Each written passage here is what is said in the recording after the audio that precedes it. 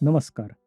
या व्हिडिओमध्ये आपण हातच्याची आणि बिनहातच्याची बेरीज करणे शिकूया. शिकवताना शिक्षकांनी ज्या पद्धती पाळल्या पाहिजेत, ज्या पद्धतीने मुले शिकण्याच्या साधनांच्या मदतीने शिकू शकतात, ते आपण पाहू. NCERTच्या मते 1ली ते 5वी पर्यंतच्या मुलांसाठी शैक्षणिक घटक खालीलप्रमाणे आहेत.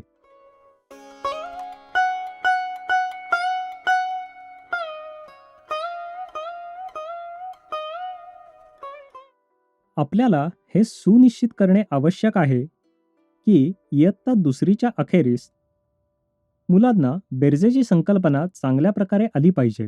त्यांना किमान 2 अंकी संख्यांसाठी हातच्याची आणि बिनहातच्याची बेरीज करण्याचे ज्ञान असले पाहिजे. त्यांना हे माहिती असले पाहिजे. नंतर ते 3ऱ्या, 4थ्या आणि 5व्या इयत्तेमध्ये 3, 4 आणि 5 अंकी संख्यांची बेरीज शिकतील आणि पुढे ते अपूर्णांक, दशांश आणि इतर संख्यांची बेरीज करण्यास शिकतील. हा एक प्रकारचा आवर्त नमुना आहे किंवा या अभ्यासक्रमाला चक्रीय नमुना म्हणता येईल, जिथे आपण गुडघे अंक आणि संख्यांची बेरीज करण्यासाठी आधी घेतलेले वापरतो. बऱ्याच वेळा मुलांना बेरीज किंवा हातच्याची बेरीज थोडी अवघड वाटते. हे स्थानिक मूल्य आणि दशांश प्रणालीचे ज्ञान नसल्यामुळे घडते. यामुळे बेरीज ही संकल्पना चुकीच्या पद्धतीने समजून घेण्याची आणि करण्याची शक्यता असते. आता आपण मुलांना बेरजेची संकल्पना शिकवताना कोणती रूपरेषा किंवा कोणती चौकट वापरली जाऊ शकते ते पाहूया. सामान्यतः सुरुवातीला आपण 2 परिमाणांची बेरीज करण्यास शिकवतो, म्हणजेच 2 परिमाण जोडतो. परंतु आपल्याला मुलांना हे स्पष्टपणे समजून सांगावे लागेल की आपण बेरीज करत असलेल्या परिमाणांची संख्या 2 किंवा त्याहून अधिक असू शकते. आपण हे सुरुवातीलाच सांगितले पाहिजे. शिक्षकांनी ही रूपरेषा नेहमी लक्षात ठेवली पाहिजे, कारण जेव्हा मुले वास्तविक जीवनात बेरजेच्या उदाहरणांसमोर येतात, जसे की खरेदीच्या याद्या किंवा पावती घेतात, तेव्हा त्यांना असे दिसून येऊ शकते की तेथे फक्त 2च नाही तर 2 पेक्षा जास्त, तर कधी 5 संख्यांची बेरीज देखील केलेली आहे. म्हणून या मुद्द्यावर जोर दिला पाहिजे. तर यात अग्रेषित मोजणी देखील एक भर आहे. माझ्याकडे 3 वस्तू आहेत आणि तुमच्याकडे 4 वस्तू आहेत, म्हणून 3, 4, 5, 6, 7 अशा प्रकारे पुढील मोजणी करणे देखील एक प्रकारची बेरीज आहे. आणखी एक, आणखी एक आणि आणखी एक सामील करणे हे आपण संख्या संकल्पना व्हिडिओमध्ये देखील पाहिले आहे. बेरीज ही गटांमध्ये किंवा संघांमध्ये सुद्धा केली जाऊ शकते. म्हणजे केवळ संख्यांची बेरीज करणे नव्हे, तर मोठ्या परिमाणांची बेरीज करणे देखील असू शकते. उदाहरणार्थ, माझ्या गावात 250 लोक आहेत आणि तुमच्या गावात 420 लोक आहेत. जर आपण दोन्ही गावांच्या लोकसंख्येची बेरीज केली तर एकूण लोकसंख्या किती असेल? अशा प्रकारे गटांची बेरीज करणे शिकवले जाऊ शकते. सामान्यतः आपल्या पाठ्यपुस्तकांमध्ये अभ्यासक्रमानुसार अशा प्रकारची उदाहरणे आढळतात, जसे की 4 आंबे आणि 5 आंबे यांची बेरीज केली, किंवा जर 5 चिमण्या आणि 6 चिमण्या यांची बेरीज केली तर उत्तर काय येईल? म्हणजेच ही एकाच प्रकारच्या वस्तूंची बेरीज केल्याची उदाहरणे आहेत. परंतु बेरीज ही केवळ एकाच प्रकारच्या वस्तूंमध्ये करता येते ही एक चुकीची धारणा आहे. बेरीज ही वेगवेगळ्या प्रकारच्या वस्तूंमध्ये देखील केली जाऊ शकते. जसे की माझ्याकडे 5 सफरचंद आहेत आणि तुमच्याकडे 4 संत्रे आहेत, तर त्या ठिकाणी एकूण किती फळे आहेत? किंवा येथे इतके कावळे आहेत आणि इतक्या चिमण्या आहेत आणि इतकी कबुतरे आहेत, मग पक्ष्यांची एकूण संख्या किती आहे? तर अशा प्रकारे आपण विविध प्रकारच्या वस्तू एकत्र करू शकतो आणि त्यास बेरीज म्हणू शकतो. हे लक्षात घेतले पाहिजे. शेवटी आपण बेरजेचे नियम शिकलो, जसे संख्या ओळख नियम, परिवर्तनीय नियम इत्यादी. याचा अर्थ असा होतो की 5 आणि 0 यांची बेरीज केल्यास आपल्याला 5 मिळतात आणि 5 अधिक 3 बरोबर 8. त्याचप्रमाणे 3 अधिक 5 बरोबर 8 होतात. म्हणजेच 5 अधिक 3 बरोबर 3 अधिक 5 आहे. याचप्रमाणे जर मुलांना हे नियम चांगल्या प्रकारे समजले असतील तर त्यांना बेरीज ही संकल्पना चांगल्या प्रकारे समजेल आणि त्यातील प्रश्न मुले सहजपणे पार पाडण्यात देखील सक्षम असतील.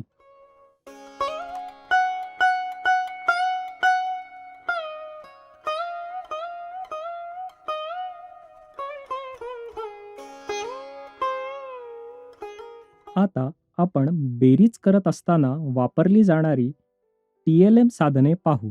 बेरीज शिकण्यासाठी गणिताच्या किटमध्ये किती TLM आहेत हे आता आपण पाहू.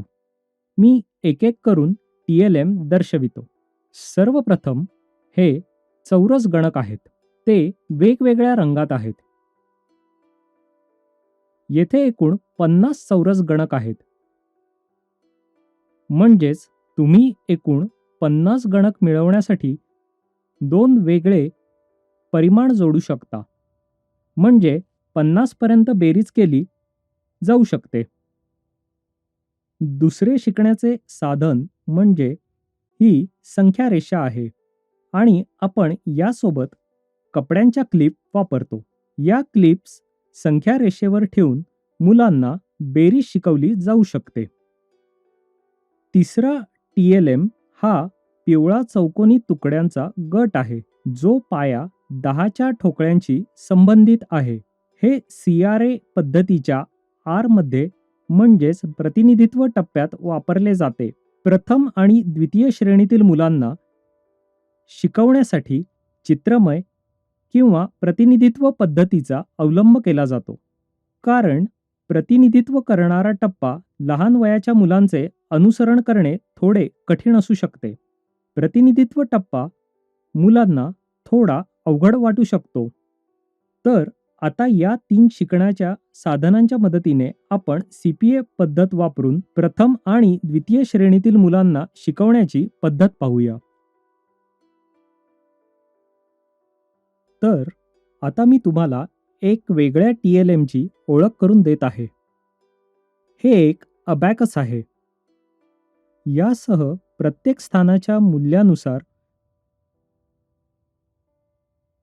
जुळणारे वापरण्यासाठी या रिंग्ज आहेत. आपण येथे लक्षात घ्यावे की प्रत्येक स्थानिक मूल्याचा रंग वेगळा आहे. पिवळा म्हणजे 1, निळा 10 दर्शवितो, हिरवा रंग 100, लाल चिन्ह 1000 आणि पांढरा 10,000 दर्शवितो. याचा उपयोग बेरीज शिकवण्यासाठी केला जाऊ शकतो. त्याचप्रमाणे पाया 10चे ठोकळे देखील वापरता येतील. यात निळे दंडगोल, पिवळे चौकोनी तुकडे, हिरव्या पाट्या आणि लाल घन आहे, जो घनाकृती आकाराचा आहे. हे सर्व बेरीज शिकवण्यासाठी वापरले जाऊ शकते. पुढील TLM म्हणजे खेळातील पैसे आहेत. येथे आपल्याकडे 1 रुपया, 10 रुपये,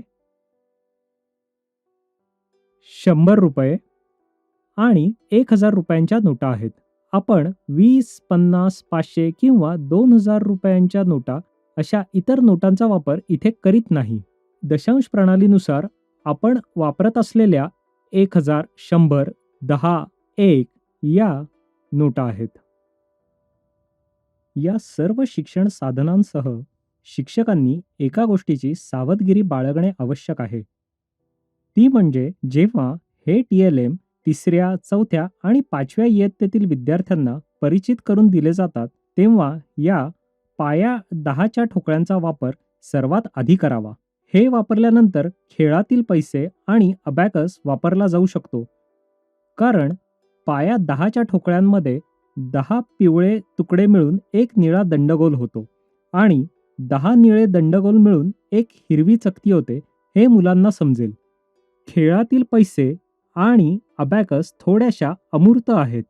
उदाहरणार्थ, जर आपण निळी रिंग घेतली आणि म्हणालो की यापैकी 10 पिवळे दिले तर तुम्हाला ती मिळेल. शिक्षक कदाचित तसे बोलतील, परंतु याची जाणीव करून घेणे किंवा त्या बोजण्याच्या मार्गाचे विश्लेषण करणे मुलांना जमणार नाही.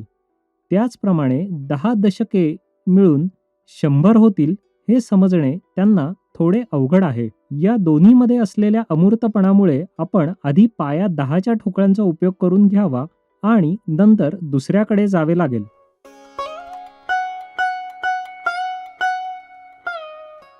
सुरुवातीला आपण चौरस घटकांच्या मदतीने बेरीज करणे शिकूया. आपण हे प्रथम आणि द्वितीय श्रेणीनुसार करत आहोत. येथे माझ्याकडे किती चौरस गणक आहेत? आपण ते मोजूयात का? 1, 2, 3, 4, 5. इथे किती आहेत? 1, 2, 3. बरोबर. येथे 3 आहेत आणि येथे 5 आहेत. आता मी हे दोन्ही गट एकत्र केले तर मला एकूण किती मिळतील? हे करायला कोणाला आवडेल? आणि आपण हे कसे करू शकतो? आपण हे 2 प्रकारे करू शकतो. बरोबर? मी 5 मध्ये 3 सामील करू शकतो. मी हे कसे करू शकतो? मी सर्व 3 5 मध्ये सामील करू शकतो. आता यात किती आहेत? आपण ते मोजूया का? 1, 2, 3, 4, 5, 6, 7, 8. जेव्हा मी 5 मध्ये 3 जोडले तेव्हा मला 8 मिळाले. आता आपण हे पुन्हा वेगवेगळे करू. आपण हे दुसऱ्या मार्गाने करू शकतो का? मी हे 5 गणक 3 मध्ये सामील करत आहे. हे तुम्हाला समजले का? जेव्हा मी हे सर्व एकत्र ठेवतो तेव्हा मला किती मिळतात? यापूर्वी मी काय केले? मी 3 गणक 5 मध्ये जोडले. आता मी 5 गणक 3 मध्ये सामील झाले. तर आता एकूण किती आहेत? 1, 2, 3, 4, 5, 6, 7, 8. आपण 3 गणक 5 मध्ये जोडल्यास 8 गणक मिळतात. आपण 5 गणक 3 मध्ये जोडल्यास देखील 8 गणक मिळतात. आता याकडे एका वेगळ्या मार्गाने पाहू. मुलांना बेरीज कशी समजेल आणि आपण वेगवेगळ्या मार्गांनी कसे शिकवू शकतो ते पाहू. तर येथे माझ्याकडे 1, 2, 3, 4, 5. माझ्याकडे 1, 2, 3, 4, 5 आहेत. तुमच्याकडे किती आहेत? आणि एकूण किती आहेत? मी हे असे जोडले तर ठीक आहे का? 1, 2, 3, 4, 5, 6, 7, 8. ही देखील बेरीज आहे. बरोबर? इथे मी काय केले? मी फक्त मोजणी करत गेलो. तर इथे 4 लोक असते तर मी काय केले असते? मी इथून मोजणे सुरू केले असते आणि चौथ्या व्यक्तीजवळ संपवले असते. म्हणजेच जिथे मोजणी संपते ती एकूण बेरीज आहे. आपण त्यालाच एकूण किंवा बेरीज असे म्हणतो. वस्तूंना एकमेकांमध्ये सामील केल्यानंतर आपल्याला जे उत्तर मिळते त्याला बेरीज असे म्हणतात.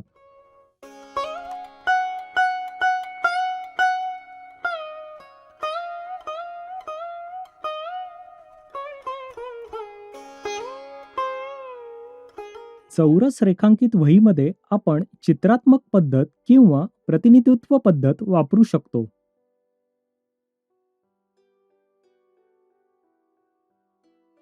आता आपण चित्रात्मक पद्धतीने सुरुवात करूया. माझ्याबरोबर किती होते? माझ्याकडे 5 होते. बरोबर? तर मग चौरस रेखांकित वहीमध्ये असे 5 वर्ग काढूया. चला हे व्यवस्थित काढूया.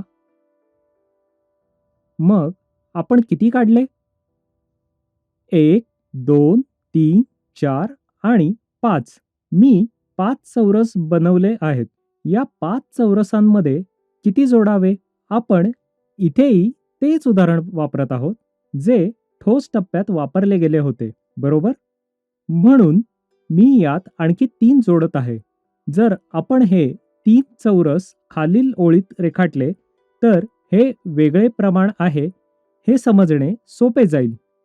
तर आता एकूण किती आहेत याची गणना करायची आहे. गणना करत असताना आपल्याला मुलांना त्या स्पर्श करण्यास सांगावे लागेल.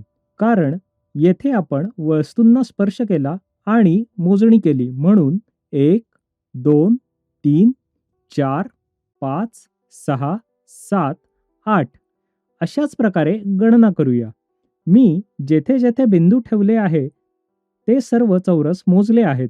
म्हणून जेव्हा मी 3 आणि 5 जोडतो तेव्हा मला मिळणारी बेरीज 8 होते आणि हेच त्याचे उत्तर आहे. हीच गोष्ट अशा प्रकारे देखील केली जाऊ शकते. येथे मी 5 तारे काढले आहेत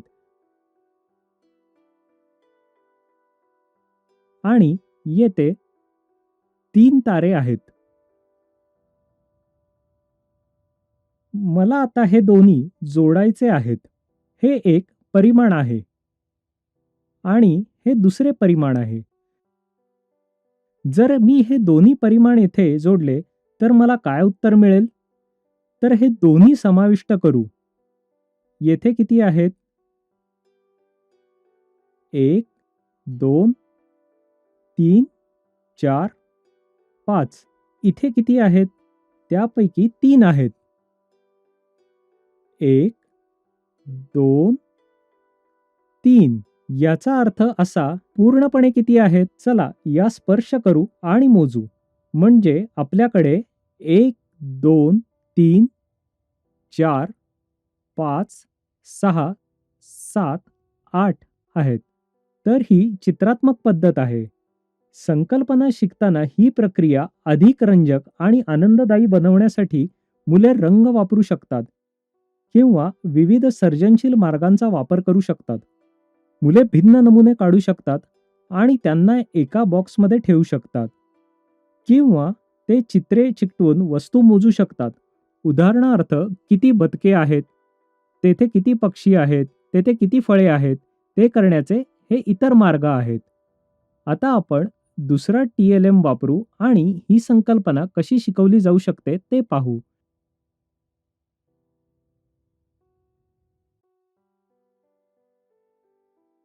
आपण आता हे पिवळे चौकोनी तुकडे शिकवण्यासाठी वापरणार आहोत. 1, 2,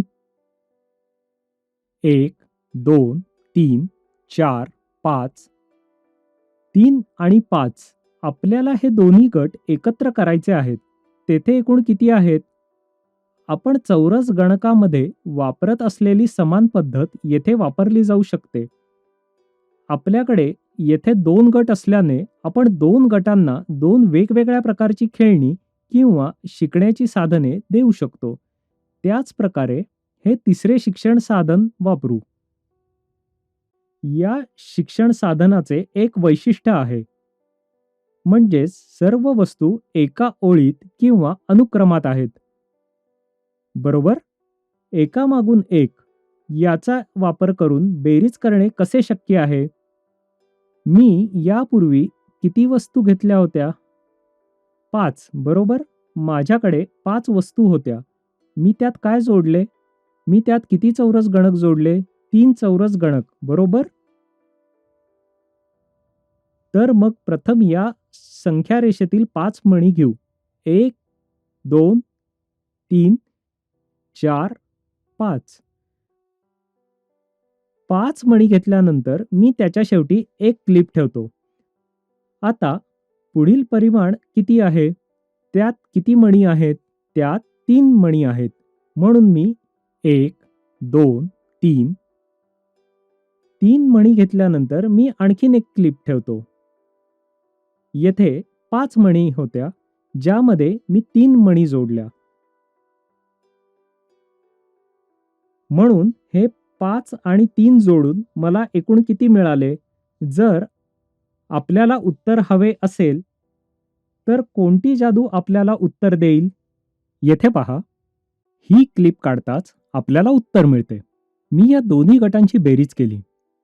मी प्रथम 5 मोजले आणि नंतर मी 3 मोजले आणि मग मी क्लिप इथून काढली. मी क्लिप काढताच मला उत्तर मिळाले. 1, 2, 3, 4, 5, 6, 7, 8. बरोबर? आपल्याला तेच उत्तर मिळाले. बरोबर, जेव्हा आपण चौरस गणक किंवा पिवळे चौकोनी तुकडे वापरले तेव्हा आपल्याला तेच उत्तर मिळाले होते. आपण इथे देखील समान मोजणी केली आहे. येथे आपण पहिल्या अंकानंतर एक क्लिप आणि दुसऱ्या अंकानंतर एक क्लिप ठेवली. यानंतर जेव्हा आपण मध्यभागी असलेली क्लिप काढून टाकतो तेव्हा 2 परिणाम जोडून मिळणारी बेरीज किंवा उत्तर आपल्याला मिळते. त्याच संख्या रेषेत आपण बऱ्याच क्लिप्स ठेवू शकतो. जेव्हा आपण शेवटची क्लिप टिकवून ठेवतो आणि इतर सर्व क्लिप्स काढून टाकतो तेव्हा दोनपेक्षा जास्त परिमाणांची बेरीज आपल्याला उत्तर म्हणून मिळते. हे आपण इथे पाहू शकतो. मुलांसाठी आपण पुढील उदाहरणे वापरू शकतो. माझ्याकडे हे 5 चेंडू आहेत. मी त्यात आणखी 3 चेंडू जोडले. अशा प्रकारे आपण दररोजच्या जीवनात वापरल्या जाणाऱ्या वस्तूंची उदाहरणे घेऊ शकतो आणि त्यांना संकल्पना शिकवू शकतो. आपल्याला नेहमीच उदाहरण म्हणून संख्या रेषा घेण्याची आवश्यकता नाही. ही संकल्पना शिकवण्यासाठी आपण त्यांच्या कल्पनाशक्तीनुसार आणि आवडीनुसार अधिक उदाहरणे देऊ शकतो. तर आता आपण या 5 आणि 3 चे काय केले? येथे 5 आहेत, येथे 3 आहेत. या उदाहरणातील 5 आणि 3 जेव्हा ते जोडले गेले तेव्हा आपल्याला उत्तर म्हणून 8 मिळाले. हे आपण ठोस अवस्थेत पाहिले आहे. येथे जर आपण 5 वस्तू 3 मध्ये जोडल्या तर आपल्याला 8 मिळते. जर आपण 6 वस्तू 2 मध्ये जोडल्या काय होते? तर आपल्याला पुन्हा 8 मिळतात. जर आपण 6 वस्तू 2 मध्ये जोडल्या तर काय होते? तर आपल्याला पुन्हा 8 मिळतात. 7 वस्तू 1 मध्ये जोडल्या तरीही आपल्याला 8 हे उत्तर मिळते. त्याचप्रमाणे आपण 2 वस्तू 6 वस्तूंमध्ये जोडल्या तरी देखील आपल्याला 8 मिळतात.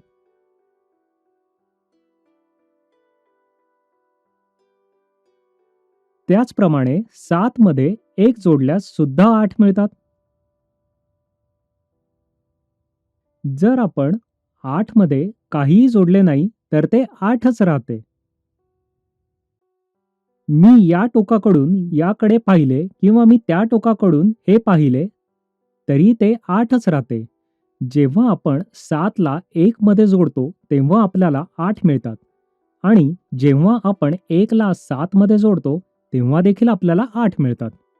आपण या प्रकारात वापरत असलेल्या संज्ञेला आपण इंग्रजीमध्ये ॲडिशन फॅक्ट्स म्हणतो. मुलांना हे शिकवणे खूप महत्त्वाचे आहे, कारण एकदा त्यांना हे स्पष्टपणे समजले की ही तथ्ये आधार म्हणून ठेवल्यास ते बऱ्याच समस्यांचे सहज निराकरण करण्यास सक्षम असतील. आता आपण हीच गोष्ट चौरस रेखांकित वहीमध्ये कशी करावी ते पाहू. सर्वात आधी मी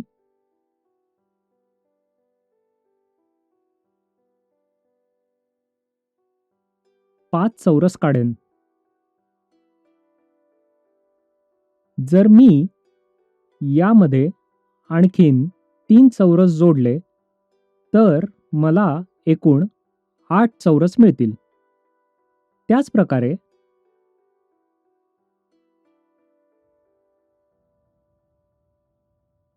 जर मी 5 मध्ये 3 जोडले तरी देखील इथे 8 चौरस होतील.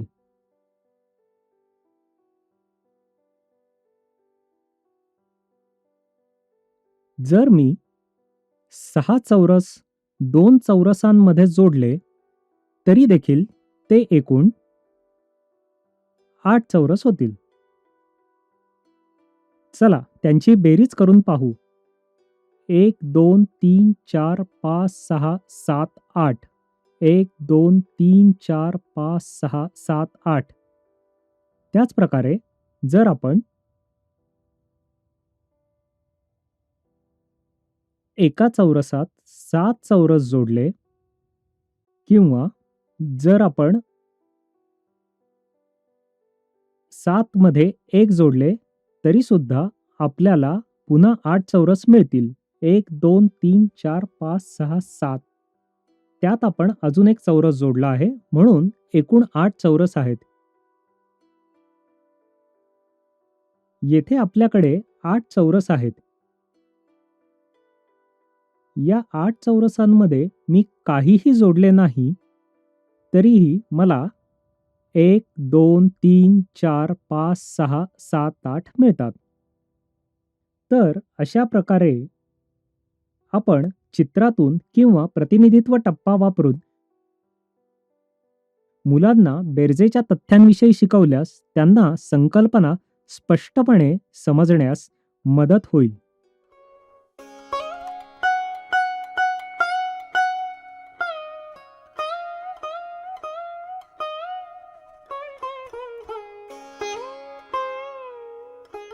आता आपण बिनहाच्याची बेरीज कशी करतात हे समजून घेण्याचा प्रयत्न करू. त्यासाठी आपण स्थानिक मूल्य सारणीचा किंवा स्थानिक मूल्य चटईचा वापर करू. यामध्ये आपण आधी 2 अंकी संख्या घेऊ. त्यामुळे इथे आपण फक्त शतक स्थानापर्यंतची पदे घेऊ. म्हणजेच या इथे एकक, दशक आणि शतक स्थाने घेऊ. सुरुवात करण्यासाठी तुम्ही मला एक संख्या द्या. तुम्ही मला कोणती संख्या देणार? 45. ठीक आहे. आता आपण 45 ही संख्या येथे दर्शवू. आपण हे कसे करू शकतो? आपण हे येथे ठेवू शकतो का? आपल्याला येथे किती ठेवले पाहिजेत? 1, 2, 3, 4. आपल्याकडे येथे 40 आहेत. त्यानंतर काय ठेवले पाहिजे? आपण हिरवी चकती किंवा निळे रॉड किंवा पिवळे चौकोनी तुकडे यापैकी काय ठेवावे? पिवळे चौकोनी तुकडे. बरोबर. किती ठेवले पाहिजेत? 1, 2, 3, 4, 5. 45. या 45 मध्ये आपण काय जोडावे? पहा, प्रत्येक ठिकाणी आपण काय शिकलो? आपण शिकलो की प्रत्येक घरात 9 खोल्या आहेत. प्रत्येक घरात 9 खोल्या आहेत, बरोबर? आपण हे 9 खोल्यांमध्ये ठेवत आहोत. तर यात मी 4 दशक आणि 5 एकक ठेवले आहेत. मला आणखी एक संख्या द्या. 23. ठीक आहे. आता आपण यावर 23 दर्शवू. मी इथे काय करत आहे? 1 दशक, 2 दशके आणि 1, 2, 3 एकके. आता मी काय करेन? मी आता प्रत्येकाच्या जागी एकत्रित करेन. हे एकत्रित करताना मी काय लक्षात ठेवले पाहिजे? प्रत्येक घरात 9 खोल्या आहेत. जर मला 9 पेक्षा जास्त जागा मिळाल्या तर मी काय करावे? स्थानिक मूल्य कथेमध्ये आपण काय शिकलो? जेव्हा या घरात 9हून अधिक लोक असतात तेव्हा आपल्याला त्या 10 लोकांचा एक समूह बनवावा लागेल आणि दुसऱ्या ठिकाणी जावे लागेल. या संख्येमध्ये आपण ती शक्यता आणू शकतो की नाही ते येथे पाहू. तर आपल्याला बेरीज कशी करावी हे आधीच माहीत आहे, बरोबर? आता येथे एकक स्थानी असलेली वैयक्तिक परिमाणे आपण जोडू. आपण एकक स्थानावरून बेरीज करणे का सुरू करावे? असा प्रश्न मुलांना उद्भवू शकतो. कारण आपण जेव्हा एकक स्थानावरून प्रारंभ करतो तेव्हा त्या जागेचे पुनर्वितरण करणे किंवा त्या ताब्यात घेणे किंवा पुन्हा एकत्र करणे अगदी सहजपणे केले जाऊ शकते. म्हणूनच एकक स्थानावरून बेरीज करणे सुरू करण्याचा सल्ला दिला जातो. मी येथून बेरीज करण्यास सुरुवात करेन.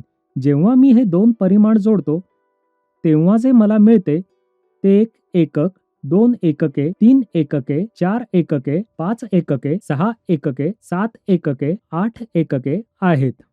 ही संख्या 9 पेक्षा जास्त नाही, ती त्याच ठिकाणी राहू शकते. 1 दशक, 2 दशके, 3 दशके, 4 दशके आहेत, ज्यामध्ये मी 5 दशके, 6 दशके जोडेल.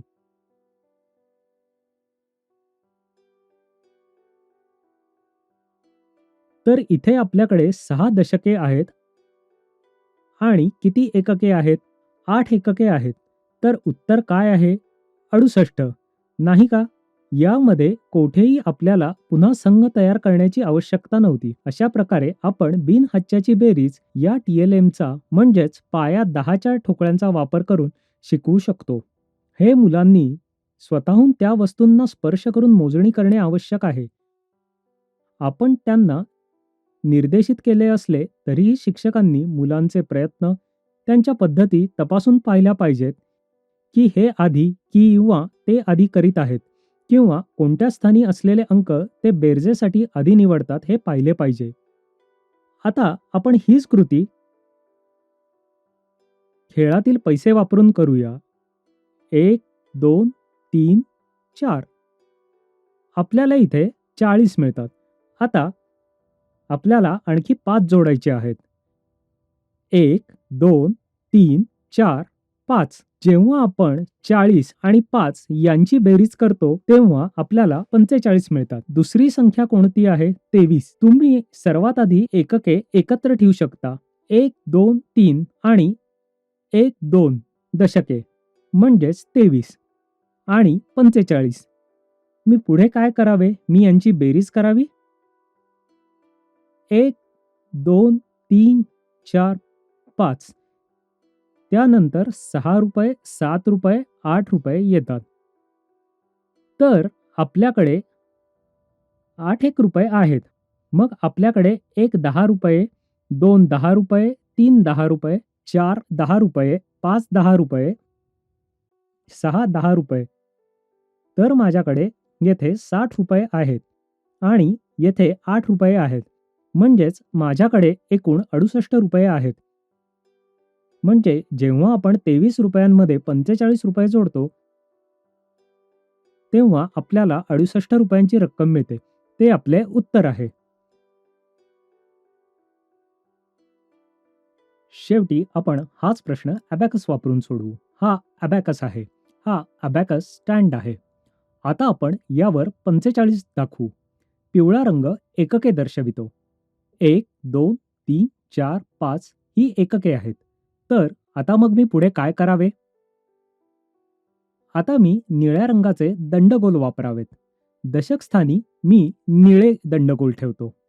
1 दशक, 2 दशके, 3 दशके, 4 दशके ठेवत आहे. आता आपण 23 कोठे ठेवावेत? आपण हे आत्तासाठी येथे ठेवूया. 1, 2, 3 आणि 20 साठी 1, 2. आता आपण 45 मध्ये 23 जोडूया. येथे जी संख्या जोडली जात आहे ती आपण येथे ठेवत आहोत. आता एकके जोडून सुरू करूया. 45 या संख्येत आधीच 5 एकके आहेत.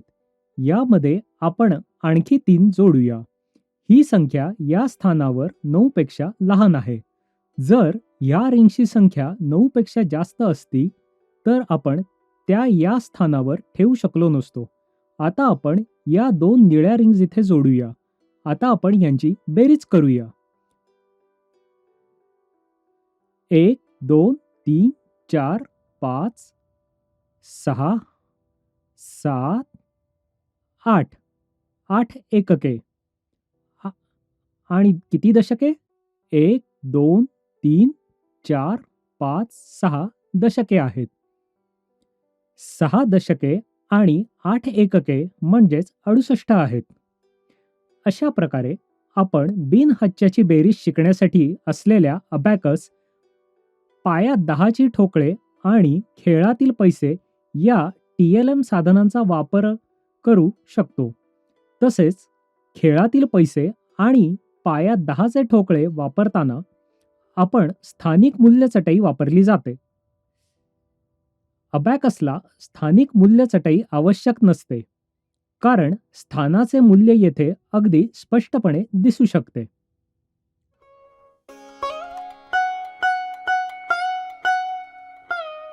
तर आता जेव्हा आपण शिक्षण साधनांचा वापर करून 45 आणि 23 यांची बेरीज केली, तेव्हा आपल्याला काय उत्तर मिळाले?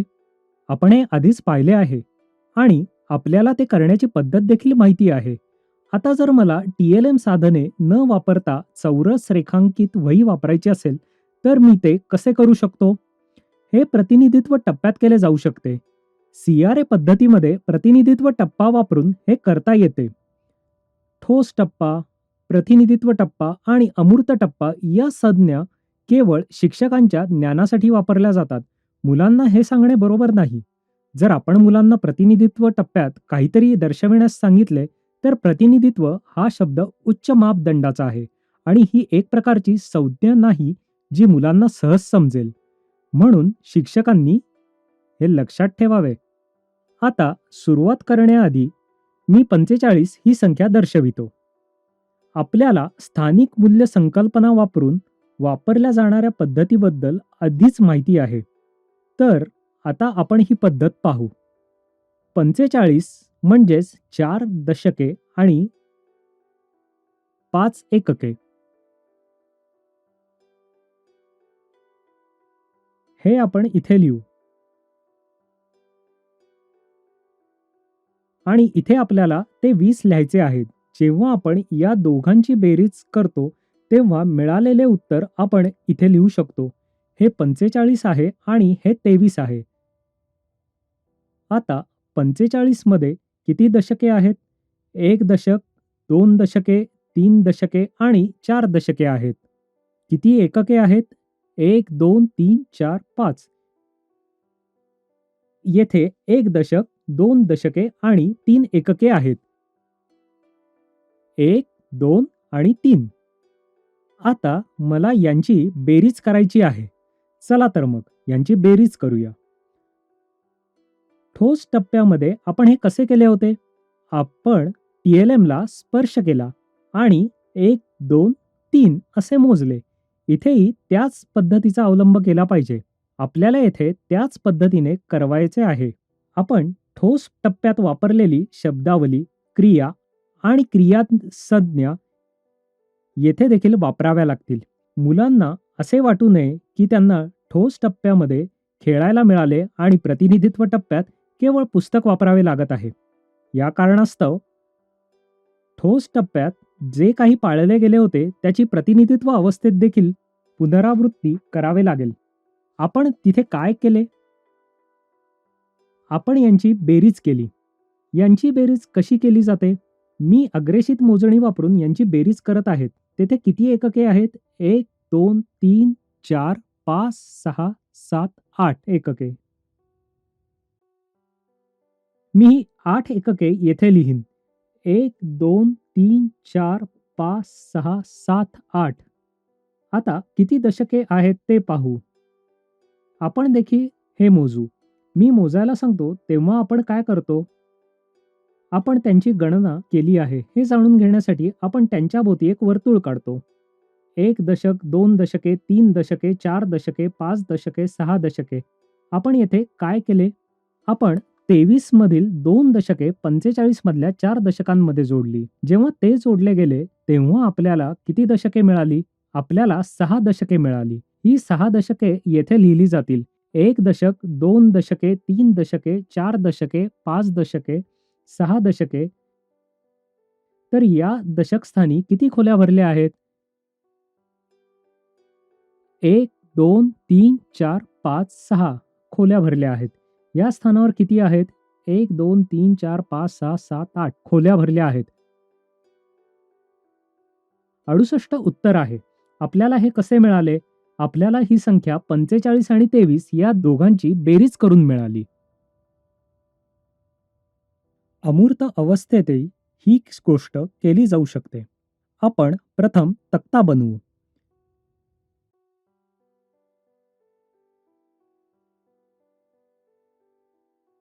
एकके आणि दशके. पाठ्यपुस्तकात देखील समान सारणी आहे. सर्वात आधी पहिली संख्या लिहा म्हणजे 4 दशके आणि 5 एकके. त्याखाली 2 दशके आणि 3 एकके आहेत.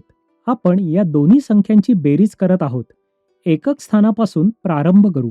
आपल्याला 5 एकके आणि 3 जोडायची आहेत. त्यातून आपल्याला 8 एकके मिळाली आणि 4 दशके 2 दशकांमध्ये जोडण्यामुळे आपल्याला 6 दशके मिळाली.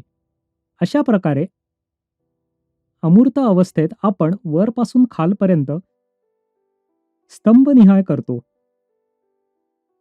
किंवा हे अमूर्त अवस्थेत केल्या जाणाऱ्या बेरजेचे वर्णन आहे.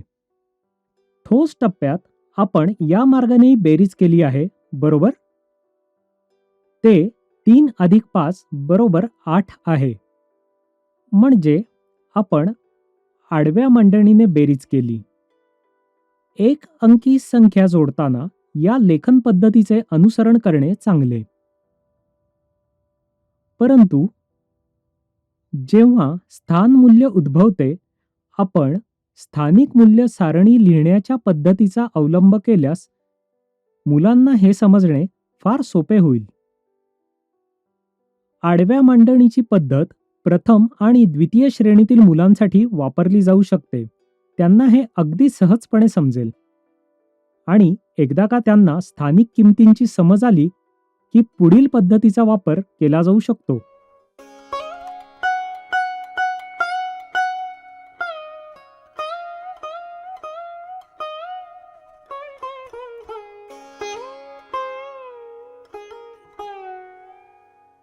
आता आपण स्थानिक मूल्य चटईचा वापर करून हाच्याची बेरीज कशी करतात ते पाहूया. सुरुवात करण्यासाठी मला एक संख्या द्या. आता तुम्ही मला कोणती संख्या द्याल? 345. ठीक आहे. ही 3 अंकी संख्या आहे. 345. मी कोणते TLM वापरले पाहिजे? पाया 10च्या ठोकळ्यांसह प्रारंभ करूया. ठीक आहे. 345 मध्ये किती शतके आहेत? येथे माझ्याकडे 5 शतके आहेत. 345 साठी मी किती शतके येथे ठेवावे? 3 शतके, 1 शतक, 2 शतके, 3 शतके. येथे आपण 3 शतके ठेवली. पुढे 45 आहे. आपण हे आधी केले आहे. हे कसे करायचे ते आपल्याला माहित आहे. 1 दशक, 2 दशके, 3 दशके, 4 दशके आणि पुढील 345 पैकी 5 एकके आहेत. 1 एकक, 2 एकके, 3 एकके, 4 एकके, 5 एकके. यामध्ये जोडण्यासाठी तुम्ही मला दुसरी संख्या देऊ शकाल का? 267. ठीक आहे. तर ती संख्या 267 आहे. 200 म्हणजे आपल्याला 2 शतके ठेवावी लागतील. 67 म्हणजे 60. म्हणजे आपल्याला किती दशके ठेवावे लागतील? 1 दशक, 2 दशके, 3 दशके, 4 दशके, 5 दशके, 6 दशके. मी 6 दशके ठेवली आहेत. येथे किती एकके आहेत? 7 एकके. 1, 2, 3, 4, 5, 6, 7 एकके. आपल्याला या सर्व संख्यांची बेरीज केली पाहिजे. आपण ते कसे करावे? बेरीज करण्यासाठी आपल्याला एकक स्थानापासून सुरुवात केली पाहिजे, बरोबर? जेव्हा आपण एकक स्थानापासून प्रारंभ करतो तेव्हा काय होते? जेव्हा एकक स्थानी असलेले सर्व पिवळे चौकोनी तुकडे जोडतो तेव्हा त्या सर्वांचे 9 खोल्यांमध्ये राहणे शक्य आहे की नाही हे आपल्याला कळते. चला आपण मोजूया. 1, 2, 3, 4, 5. मी हे सर्व जोडल्यास 1, 2, 3, 4, 5, 6, 7, 8, 9, 10, 11, 12 एकके. 12 एकके मिळतात. पण येथे केवळ 9 एककांसाठी खोल्या आहेत. येथे कोणता नियम पाळला जावा? जर 9 संख्या 9 पेक्षा जास्त असेल, म्हणजे जर आपल्याला 10 किंवा त्याहून अधिक संख्या मिळाली, तर आपल्याला एक गट बनवावा लागेल. तर आता मला 10चा गट करायचा आहे. 1, 2, 3, 4, 5, 6, 7, 8, 9, 10. 10च्या या गटासह काय करावे लागेल?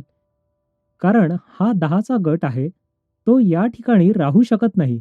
तर मग हे कोठे ठेवता येईल? ते या ठिकाणी ठेवले जाऊ शकते. आणि 2 येथे राहू शकतात. बरोबर? तर आपल्याला या ठिकाणी 10 हलवणे का आवश्यक आहे? हे बँकेला 10 देण्यासारखे आहे. तुम्हाला बँकेचा खेळ आठवतो, बरोबर? हा बेरजेचा खेळ खेळताना आपल्याला एक बँक बनवावी लागेल. जर तुम्ही हे 10 पिवळी चौकोन बँकेला दिले, तर तुम्हाला त्या बदल्यात एक निळा दंडगोल मिळेल. जर या 10 पिवळ्या चौकोनी तुकड्यांनी या घरात प्रवेश करण्याचा प्रयत्न केला, तर त्या बदल्यात तुम्हाला एक निळा दंडगोल मिळेल.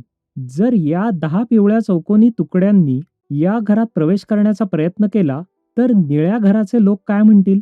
ते म्हणतात, हे शक्य नाही, कारण येथे फक्त निळ्या रंगाच्या दंडगोलांना परवानगी आहे. पिवळे चौकोनी तुकड्यांसाठी प्रवेश नाही. तर आपण हे सर्व पिवळे चौकोनी तुकडे बँकेला देऊ. जेव्हा आपण हे बँकेला देऊ, तेव्हा त्या बदल्यात बँक आपल्याला एक निळ्या रंगाचा दंडगोल देईल. या पिवळ्या चौकोनाच्या बदल्यात आपल्याला एक निळ्या रंगाचा दंडगोल मिळेल. आपण येथे निळा दंडगोल ठेवू शकतो, बरोबर? या स्थानावर निळ्या रंगाचा दंडगोल ठेवणे शक्य नाही, कारण हे घर फक्त पिवळे चौकोनी तुकड्यांना परवानगी देते. तर आपण 10 पिवळे चौकोनी तुकडे बँकेला दिले आणि त्या बदल्यात एक निळ्या रंगाचा दंडगोल मिळवला. आपण पुढे काय केले पाहिजे? ज्याप्रमाणे आपण पिवळ्या चौकोनी तुकड्यांची मोजणी केली, त्याप्रमाणे आपण दशक स्थानी असलेल्या निळ्या दंडगोलांची मोजणी केली पाहिजे. चला त्यांची मोजणी करूया. या निळ्या रंगाच्या दंडगोलांचे आपण काय करावे? आपल्याला हा निळा दंडगोल हातचे घेतल्यामुळे मिळाला. तू एक निळा दंडगोल इथे खाली येऊ शकतो. यासाठी वापरली जाणारी सामान्य संज्ञा कोणती आहे? याला हातचे असे म्हणतात.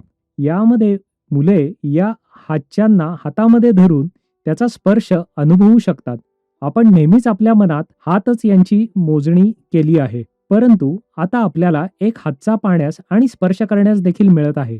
ही एक अशी गोष्ट आहे ज्यामध्ये मुले शिकताना आनंद घेतील. शिक्षक या नात्याने आपण त्यांना ही कल्पना किंवा तंत्र दिले पाहिजे. आता मी सर्व दशके एकत्र केली आहेत, म्हणजे सर्व अस्तित्वात असलेली दशके आणि हातचे असलेली दशके.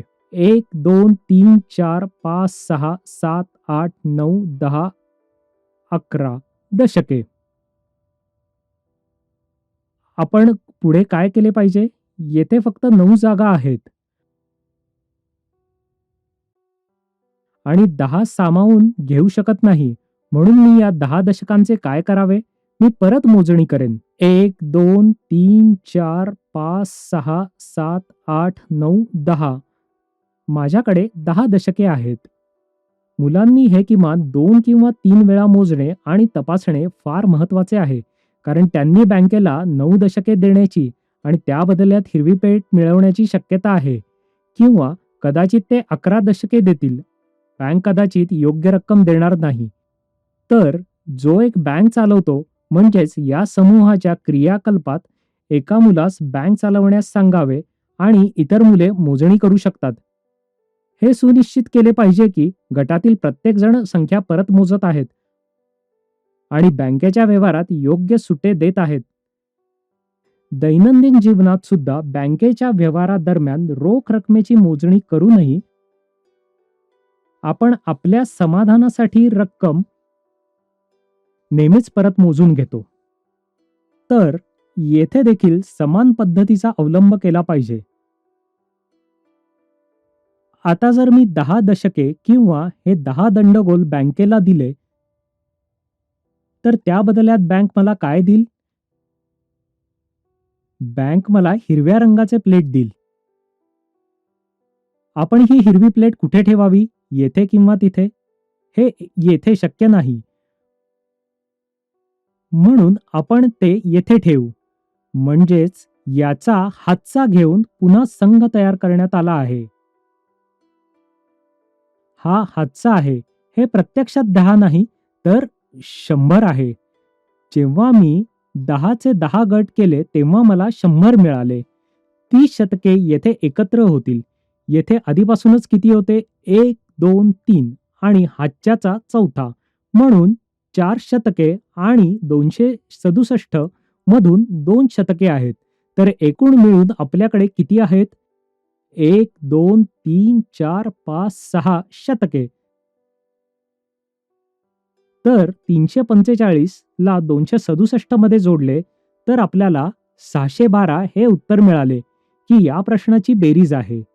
तर यासह आपल्याला हातच्याची बेरीज करण्याची पद्धत स्पष्टपणे समजली आहे. याच पुढे हीच गोष्ट आपण खेळातील पैसे वापरून करण्याचा प्रयत्न करू. समान संख्या. आधी आपण 345 एकत्र करू. 345 ची रक्कम म्हणजे 3 शतके आणि 45 साठी ते 1, 2, 3, 4 दशके आणि त्यानंतर 1, 2, 3, 4, 5 रुपये. आणि आता दुसरी संख्या 267 आहे. 1 शतक, 2 शतके, 1, 2, 3, 4, 5, 6 दशके आणि नंतर 7, 1, 2, 3, 4, 5, 6, 7 रुपये. आता आपल्याला परत बेरीज करावी लागेल. आपण जेव्हा पायात 10च्या ठोकळ्यांचा वापर केला तेव्हा आपण हे पाहिले. आपण तीच पद्धत इथे वापरू. आपल्याला एकक स्थानापासून सुरुवात करावी लागेल. आता एककांपासून सुरुवात करू. आपण यांची बेरीज करू. 1, 2, 3, 4, 5, 6, 7, 8, 9, 10, 11, 12 रुपये. जेव्हा आपल्याला 12 रुपये मिळतात, तेव्हा आपण काय करावे? आपल्याला 10 रुपयांच्या नोटांचा गट बनवावा लागेल. आपल्याला पैशांची संकल्पना माहिती आहे. आपण दैनंदिन जीवनात रोज पैसे वापरतो. तर जेव्हा आपण बँकेला 10 ₹1 नोटा देतो, तेव्हा बँक त्या बदल्यात एक 10 रुपयांची नोट देते. आपल्याला यांचा गट परत का तयार करावा लागला? कारण तिथे 9 पेक्षा जास्त रुपयांसाठी खोली नाही. जेव्हा येथे एखादी संख्या 9 पेक्षा अधिक होते, तेव्हा आपण 10चा एक गट तयार करतो. आपण तो बँकेला देतो आणि त्या बदल्यात 10 रुपये मिळवितो. आता बँकेतून घेतलेले एक 10 रुपये येथे ठेवले पाहिजेत की येथे? हे येथे ठेवले पाहिजेत. कारण हे दशक स्थान आहे. या स्थानाचे निरीक्षण करा. हे स्थान हाच्यांसाठी राखीव ठेवलेले आहे. आपण त्या गोष्टीकडे प्रतिनिधित्व टप्प्यात पाहू. आता आपण दशक स्थानी बेरीज करूया. जसे आपण या स्थानावर केले आहे. आता हे सर्व एकत्र ठेवूया. 1, 2, 3, 4, 5, 6, 7, 8, 9, 10 दशके. या टप्प्यावर आपल्याला जेव्हा 10 वस्तू मिळतात, तेव्हा आपल्याला 10चा एक गट बनवावा लागतो. तर आपल्याकडे एक दशक आणि 10 दशके आहेत. आता या 10च्या गटाचे मी काय करावे? या गटासाठी इथे खोली नाही. हे मी इथे ठेवू शकतो का? ते शक्य नाही. म्हणून मी हे येथून हलवेन, ते बँकेत घेऊन जाईन आणि बँकेत देईन. त्या बदल्यात मला बँक काय देईल? येथे जेव्हा एखादे शिक्षक हे निदर्शनास आणतात, तेव्हा बँक शिक्षकाकडे असते. परंतु जेव्हा मुले हे करत असतात, तेव्हा प्रत्येक गटाकडे एक बँकर असणे आवश्यक आहे. एक विद्यार्थी नेहमी बँकर असणे आवश्यक आहे आणि त्यांचे काम सुट्टे पैसे देणे आहे. जेव्हा अशी पदे दिली जातात, तेव्हा त्यांनाही नेतृत्व देण्यात आले आहे आणि त्यांना या खेळात चांगली भूमिका देण्यात आली आहे असे वाटल्याने मुलेही अभिमान बाळगतील. आपण हे पाहू शकतो की त्यांना खेळण्यात आणि शिकण्यात मजा येत आहे. ती असा देखील विचार करतात की अशा प्रकारे खेळातून शिकणे हे मजेशीर आहे. म्हणून जेव्हा मी बँकेला 10 पैकी एक गट दिला, तेव्हा मला रुपयांच्या बदल्यात हे 100 रुपये मिळाले. मी हे सर्व एकत्र ठेवतो. आता नोटची संख्या मोजूया. 1, 2, 3, 4, 5, 6 शतके. ही संख्या 9 पेक्षा जास्त नाही. म्हणून याचा गट करून त्यास पुन्हा एकत्रित करून बँकेत देण्याची गरज नाही. तर आपल्याला काय उत्तर मिळाले? 1, 2, 3, 4, 5, 6 शतके. 10 आणि 2 म्हणजेच ते 612 आहे. अशा प्रकारे आपण खेळातील पैसे वापरून ठोस टप्प्यात 345 आणि 267 जोडले. तेव्हा आपल्याला बेरीज म्हणून 612 मिळाले. आता अबॅकस वापरून हाच्याची बेरीज करू. आपण अबॅकस वापरून 345 आणि 267 या संख्यांची हाच्याची बेरीज करू. चला तर मग हे कसे करतात ते पाहू. आपण यासाठी अबॅकसचा वापर करू. हे 345 आहेत. तुम्ही शतके आधी ठेवू शकता. नेहमी एककापासून प्रारंभ करण्याची आवश्यकता नसते. जोपर्यंत आपण 345 चे योग्य प्रतिनिधित्व करीत आहोत, तोपर्यंत आपण प्रथम एकके एकत्रित केली की शतके यांनी काही फरक पडत नाही. दोन्ही सारखेच आहे. आपल्याला येथे 4 दशके ठेवावी लागतील म्हणजे 40 होतात. आणि नंतर 5 एकके ठेवावी लागतील. 5 एकके 345. आता आपण 267 कोठे ठेवूयात? आपण यामध्ये जोडत असलेल्या संख्यांच्या स्थानिक मूल्यानुसार आपल्याला ते ठेवावे लागेल. 2 शतके आणि 3 दशके, 4, 5, 6 दशके आणि मग 7 एकके 267 बरोबर? 1 एकक, 2 एकके, 3, 4, 5, 6, 7 एकके म्हणजेच 267. 345 आणि 267 म्हणून मी संख्या जोडण्यासाठी आवश्यक तितक्या रिंग्स घेतल्या आहेत. ही बँक आहे. लक्षात ठेवा की ज्या व्यक्तीने मोजणी केली आहे त्याने बँकेतून काहीही घेऊ नये. ज्या व्यक्तीला बँकरची जबाबदारी सोपवण्यात आली आहे किंवा जो विद्यार्थी बँकर्सच्या पदावर बसला आहे, फक्त त्या व्यक्तीस या गोष्टीला स्पर्श करायचा आहे. कारण अगदी आपण देखील एका बँकेत जाऊन कॅशियरच्या ड्रॉवरमध्ये हात ठेवू शकत नाही, बरोबर? ते काम एखाद्या बँकरचे असून फक्त बँकेची नोकरी करणाऱ्यांनाच ते करावे लागेल. वर्गातही या नियमाचे काटेकोरपणे पालन करावे लागेल. अन्यथा जेव्हा बँकर काहीतरी देईल आणि मुले काहीतरी वेगळे घेतील, तेव्हा तेथे एक अनावश्यक गोंधळ निर्माण होईल आणि त्याचे उत्तर कदाचित 612 व्यतिरिक्त इतर काहीतरी येईल. आता आपण याची बेरीज करण्यास सुरुवात करूया का? 1, 2, 3, 4, 5 एककांमध्ये आपण येथे असलेली इतर सर्व एकके जोडू. हे 6वे एकक, 7 एकके, 8 एकके, 9 एकके. 9 नंतर आणखी एककांसाठी जागा नाही. आपल्याला याबद्दल आधीच माहीत आहे की या घरात फक्त 9 खोल्या आहेत. येथे 10व्या व्यक्तीसाठी जागा नाही. तेथे जागा नाही, परंतु येथे 3 अद्याप शिल्लक आहेत. आपण काय करावे? तर आपण त्यांना घराबाहेर उभे करू शकतो. किती जण घराबाहेर उभे आहेत? एकूण संख्या 12 आहे आणि 9 घरात बसली आहेत. उर्वरित ही 3 एकके घराच्या बाहेर उभी आहेत.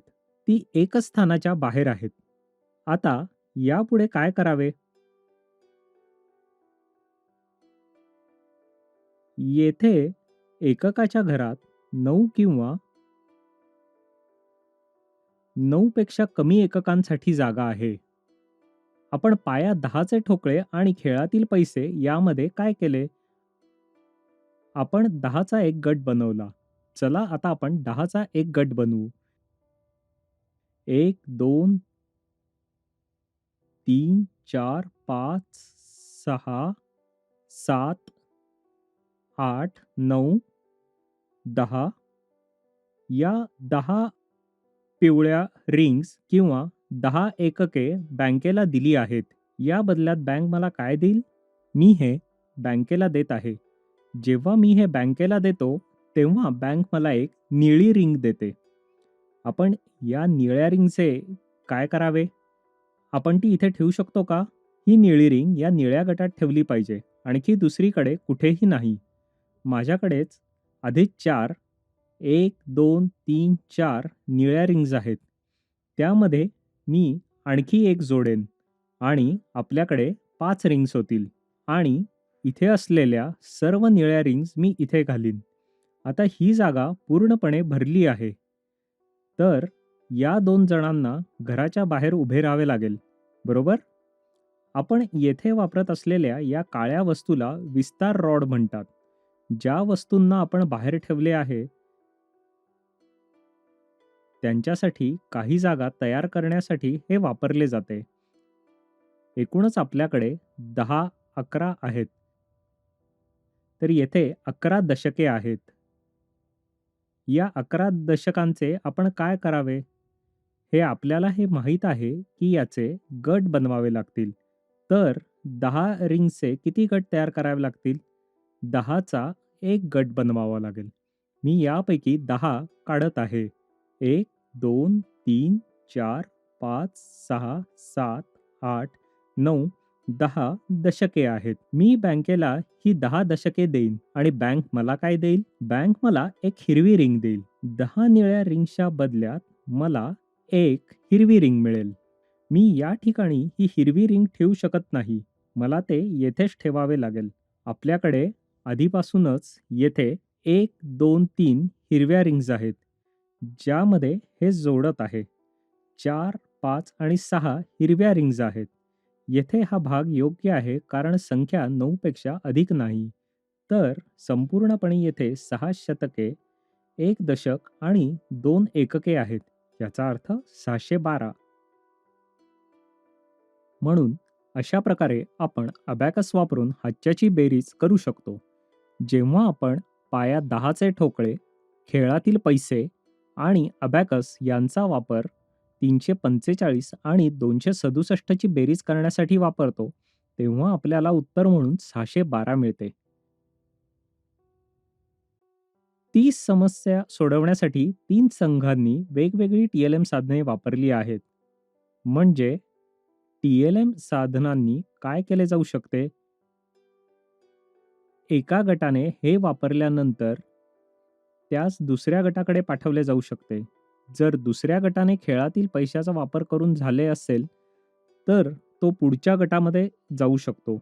जर तिसऱ्या गटाने पायात 10चे ठोकळे वापरले असतील, तर ते पहिल्या गटाला दिले जाऊ शकतात. अशा प्रकारे आपण त्यांना प्रत्येक गटाकडे फिरवू शकतो. प्रत्येक गटाला प्रत्येक टी-एल-एमला स्पर्श करण्याची संधी मिळेल. ते त्याबरोबर खेळू शकतील आणि त्यांना बेरजेचा चांगला अनुभव मिळेल. ही इथे 5E चा विस्तार व्यवस्था आहे. या प्रक्रियेत आपण भिन्न टी-एल-एम वापरून ती समस्या सोडविली. याचा अर्थ असा की मला वेगवेगळ्या प्रकारे 345 ची मांडणी करायला मिळाली आणि तसेच मला विविध शिक्षण साधनांचा वापर करून देखील 345 अधिक 267 बरोबर 612 होतात हे कळाले. मुलांनी या दोन्ही क्षमता विकसित केल्या आहेत, ती वाढवण्याची क्षमता आहे. अशा प्रकारे विविध टी-एल-एमचा वापर करून हाच्याची बेरीज शिकवली जाऊ शकते.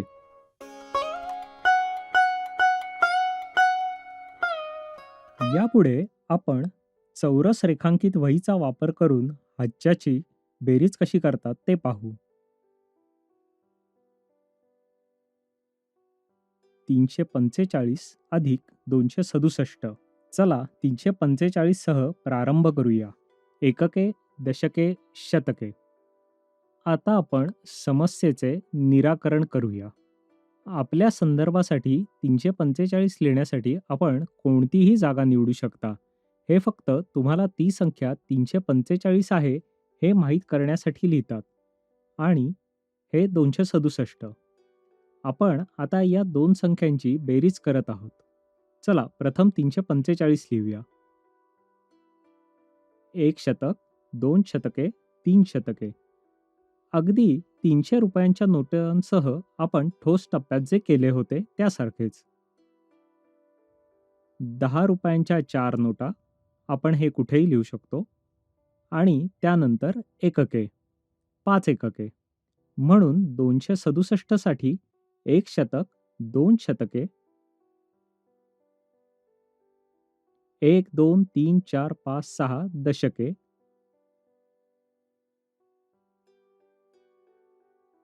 आणि 7 एकके. हे जोडताना मी काय केले? मी प्रत्येक स्थानावरील दोन संख्या एकत्र केल्या. मी त्यांची मोजणी सुरू करेन. 1, 2, 3, 4, 5, 6, 7, 8, 9, 10 एकके.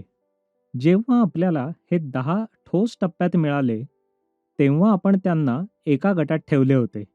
येथेही एक गट बनवूया. आपण 10चा एक गट बनविला आहे. 10च्या गटाचे आपण काय करूयात? आपण त्यास एककाच्या जागेपासून दूर नेऊन दशक स्थानी ठेवून पुन्हा एकत्र आणू. जेव्हा आपण 10 एकके एकत्र ठेवतो, जसे आपण आधी केले होते, जर आपण 1 रुपयांच्या 10 नोट्स दिल्या, तर आपल्याला एक 10 रुपयांची नोट मिळेल. किंवा आपण 10 पिवळे चौकोनी तुकडे दिल्यास आपल्याला एक निळा दंडगोल मिळेल, ज्याचे आपण येथे अनुसरण करीत आहोत.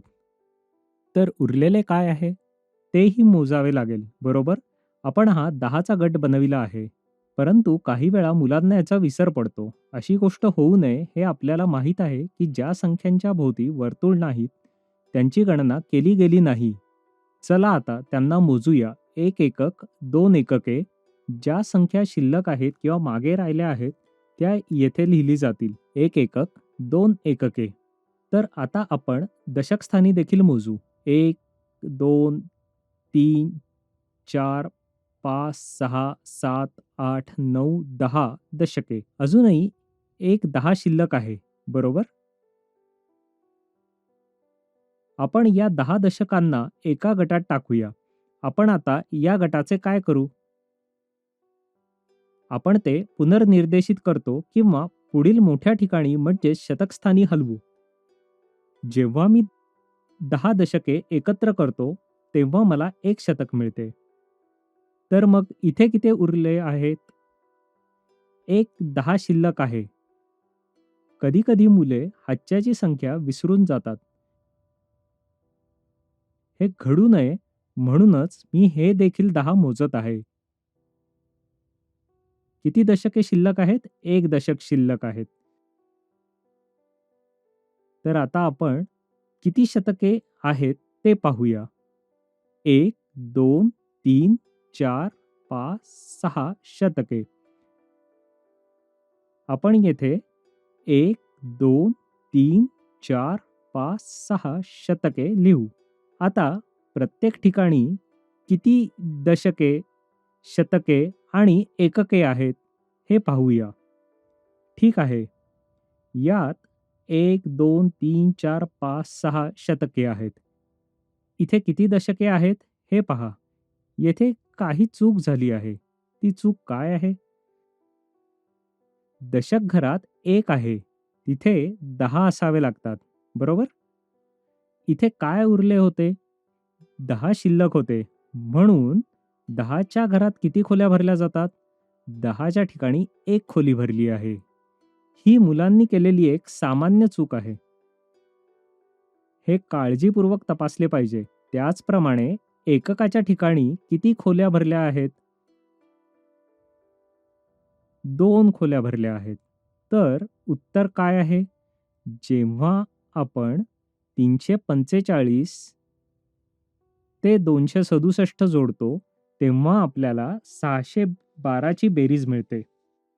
तर आता आपण हाच प्रश्न अमूर्त अवस्थेतही सोडवू. सर्वात आधी एक तक्ता काढू. एकके, दशके, शतके. प्रत्येक वर्गात एक जागा मिळेल अशा प्रकारे आपण लिहिले पाहिजे. शतक स्थानापासून 345 चा प्रारंभ करून हे 267 सह जोडले जावे. हे जोडून आपल्याला जे उत्तर मिळाले ते आपण इथे लिहूया. आपण 7 एककांमध्ये 5 एकके जोडली तर आपल्याला 12 एकके मिळतील. आपण इथे 12 लिहू शकतो का? ती शक्य नाही. का? याआधी आपण काय केले होते? आपण 10चा एक गट बनविला आणि त्यास त्या ठिकाणी हलविले. याचा अर्थ एक 10 येथे आहे आणि काय शिल्लक आहे? 2 एकके. म्हणूनच जर हे एक दशक 4 दशकांमध्ये जोडले तर आपल्याला 5 दशके मिळतात. आणि यामध्ये आपण 6 दशके जोडावीत. तर पूर्णपणे तेथे 11 दशके आहेत. मला 10 दशकांचा एक गट बनवावा लागेल आणि तो दुसऱ्या ठिकाणी द्यावा लागेल. आपल्याला इथे 11 दशके आहेत, बरोबर? 11 दशकांपैकी मी इथे फक्त एक दशक लिहू शकतो. जेव्हा मी 10 दशकांचा एक गट बनविला, तेव्हा आपल्याला काय मिळाले? मला एक शतक मिळाले. हे एक शतक आणि हे 3 शतक मिळून 4 शतके होतात आणि नंतर आपण यामध्ये 2 शतके जोडतो. 4 अधिक 2 येथे आपल्याला 6 शतके मिळतात. तर बेरीज 612 आहे. येथे एक गोष्ट लक्षात घ्यावी लागेल, की ठोस टप्प्यात, प्रतिनिधित्व टप्प्यात आणि अमूर्त टप्प्यात वापरलेली शब्दावली सारखी आहे. ते सर्वत्र समान आहेत. हा एक महत्त्वाचा घटक आहे. TLM साधने वापरताना आपण लक्षात ठेवण्यासाठी एक गोष्ट म्हणजे जेव्हा आपण पायात 10चे ठोकळे वापरत असतो, तेव्हा सर्व संख्यांची बेरीज ही 1999 पेक्षा जास्त नसावी. पायात 10च्या ठोकळ्यांमध्ये फक्त एकच लाल घन असतो. याचे कारण असे आहे की जर यासारखे 20 असते, तर किटचा आकार खूपच मोठा झाला असता आणि हे 4 अंकी संख्यांची ओळख करून देण्यासाठी पुरेसे आहे. नंतरच्या टप्प्यात आपण या अबॅकस रिंगचा वापर 5 अंकी संख्या शिकण्यासाठी करू शकतो.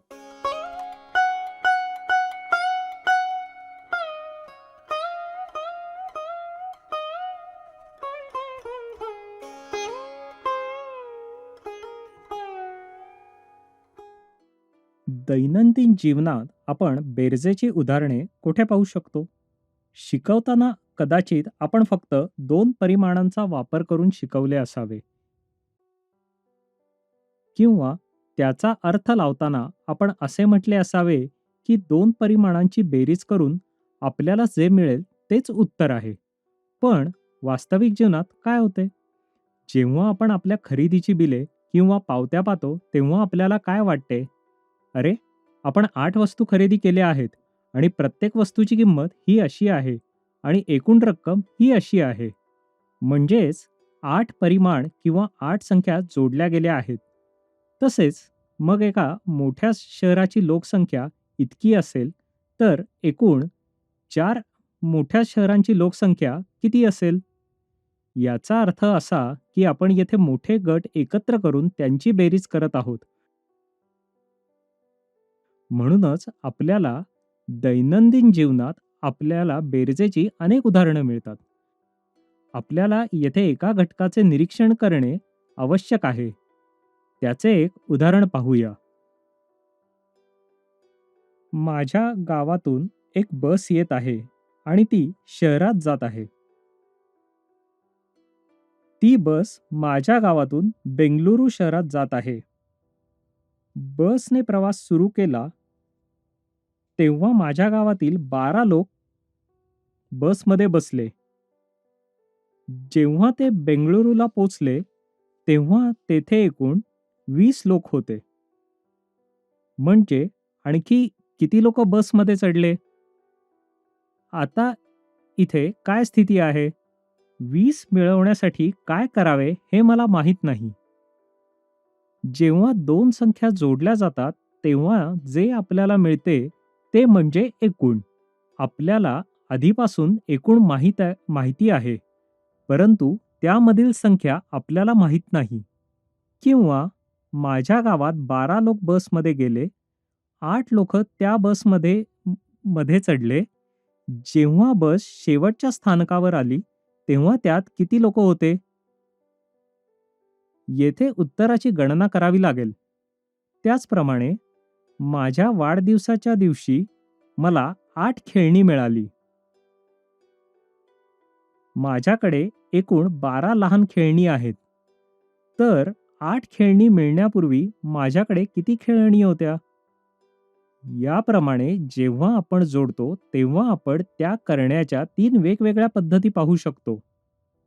याद्वारे आपल्या दैनंदिन जीवनात बेरजेचा वापर किंवा त्याचा उपयोग स्पष्टपणे जाणवतो. या व्यतिरिक्त बेरीज करताना अग्रेषित मोजणीचा उपयोग देखील आपल्या दैनंदिन जीवनात स्पष्टपणे दिसून येतो. एखाद्या प्रयोगासाठी किंवा एखाद्या कृतीसाठी शिक्षकांनी मुलांना नमुना तयार करण्यास आणि आणण्यास सांगतात आणि म्हणतात, मला तुमच्यापैकी प्रत्येकाने किती नमुने तयार केले त्यांची एकूण संख्या मोजून सांगा. तर तुम्ही किती बनवले? तुम्ही 4 नमुने बनवले. तू किती बनवले? तुझ्याकडे 3 आहेत. तर एकूण किती आहेत? 4, 5, 6, 7 हे अग्रेषित मतमोजणीसह केले आहे. आणि अशा प्रकारे आपण आपल्या दैनंदिन जीवनात बेरीज लागू करतो.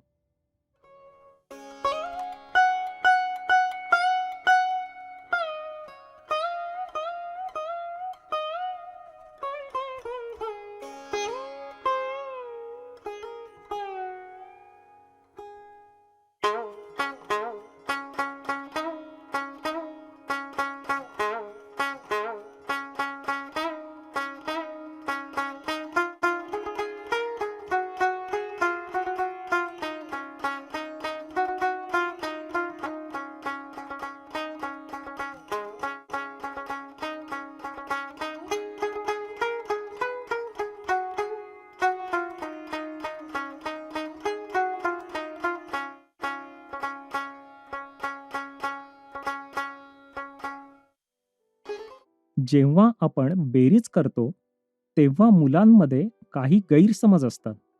जसे की हातचे न घेता संख्या लिहिणे. उदाहरणार्थ 5+7 किंवा 15+17 यामध्ये एकक स्थानी 5 आणि 7 जोडत असताना तळाशी 12 लिहितात. तळाशी 2 लिहून एक हातचे घेण्याऐवजी त्याच जागी मुले 12 लिहितात. अशा चुकीचे कारण काय असेल? जर त्यांना प्रतिनिधित्व स्पष्टपणे शिकवले गेले नाही आणि सर्व काही अमूर्त अवस्थेत शिकवले गेले असेल, तर काय होते? त्यांना असे वाटते की 5+7 बरोबर 12 असे लिहिणे अधिक चांगले आहे. येथे काय घडले? येथे केवळ 9 बॉक्स आहेत आणि तेथे आणखी जागा मिळणार नाही ही संकल्पना त्यांच्या मनात कोरली गेली नाही. म्हणूनच तेथे त्यांनी 12 लिहिले. कधी-कधी शिक्षक म्हणून आपण काही गोष्टींचा सामना करतो. मी चौरस रेखांकित वही वापरून एक उदाहरण देईन. जेव्हा आपण मुलांना बेरीज ही संकल्पना सादर करण्यास सुरुवात करतो, तेव्हा आपण प्रथम काय शिकवतो? ही पहिली संख्या जोड संख्या आहे आणि दुसरी संख्या दुसरी जोड संख्या आहे. जर मी मुलाच्या स्थितीत असेन आणि मी प्रथमच संज्ञा ऐकत असेल, तर बेरीज एकत्र करणे, जोडणे यासारख्या संज्ञा सर्व प्रक्रिया पद्धती प्रथमच शिकल्या जात आहेत. आणि या सर्व संज्ञा जसे की जोड संख्या, बेरीज माझ्यासाठी नवीन आहेत. म्हणूनच ही संकल्पना स्वतःच अवघड आहे. कारण मला या सर्व संज्ञा लक्षात ठेवल्या पाहिजेत. तसेच या शब्दांपैकी किती शब्द आपण आपल्या दैनंदिन जीवनात वापरतो? जसे माझ्याकडे एखादी जोड संख्या आहे. मला दुसरी जोड संख्या द्या, असे आपण बोलत नाही, बरोबर? हे केवळ पाठ्यपुस्तक किंवा परीक्षेच्या उद्देशाने शिकले जाते. मुलांना संपूर्ण संकल्पना स्पष्टपणे समजल्यानंतरच जर शिक्षकांनी या संज्ञा वापरल्या तर ते ठीक आहे. अन्यथा कोणतीही पहिली जोड संख्या आहे आणि कोणती दुसरी याबद्दल मुलांचा गोंधळ होऊ शकतो. आतापर्यंत आपण मुलांना वेगवेगळी TLM साधने वापरून बेरजेची संकल्पना, ठोस, प्रतिनिधित्व आणि अमूर्त टप्प्यात शिकवण्याच्या पद्धती पाहिल्या. गणित शिकवताना एक मनोरंजक आणि मजेदार पद्धतीने कसे शिकवता येईल हे आपण पाहिले आहे. मी असे मानतो की तुम्ही सर्व या पद्धती आपल्या वर्गात चांगल्या प्रकारे लागू कराल आणि सामूहिक शिक्षण पद्धत वापरून प्रभावी पद्धतीने शिकवाल. धन्यवाद.